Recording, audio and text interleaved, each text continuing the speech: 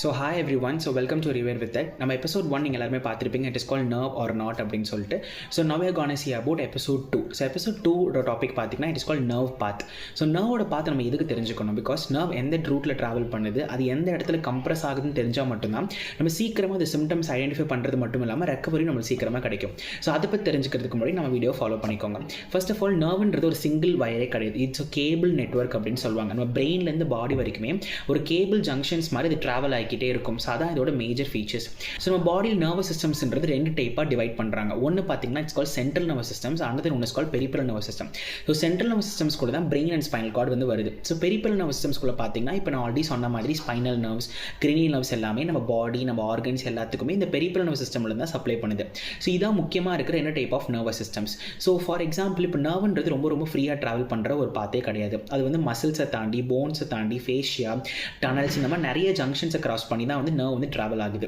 இப்போ for example எடுத்துக்கலாம். So நம்ம எல்போவில் பார்த்தீங்கன்னா இந்த இடத்துல வந்து ஒரு டனல் இருக்கும். அந்த டனல் பேர் பார்த்தீங்கன்னா இட்ஸ் கால் கியூபிட்டல் டனல் அப்படின்னு சொல்கிறாங்க. It's a narrow bony groove. இப்போ இதில் வந்து ஒரு டைப் ஆஃப் நர்வ் வந்து பாஸ் ஆகுது. அந்த நர்வ் பேர் பார்த்தீங்கன்னா இட்ஸ் கால் அல்னார் நர்வ் அப்படின்னு நம்ம சொல்கிறோம்.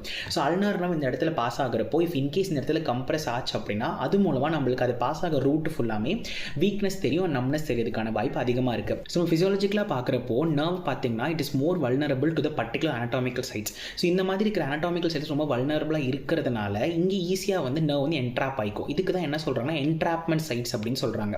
ஸோ இந்த டனல் என்ட்ராப் ஆகுறதுனால பிளட் சப்ளை, அதாவது ரத்த ஓட்டம் ரொம்ப ரொம்ப கம்மியாக பாஸ் ஆகும். அது மட்டும் இல்லாமல் நர்வ் பாஸ் ஆகிற எல்லா இடத்துலையுமே கண்டக்ஷன் பிளாக் வந்து நடக்கிறதுக்கான சான்சஸ் ரொம்ப ரொம்ப அதிகமாக இருக்குது.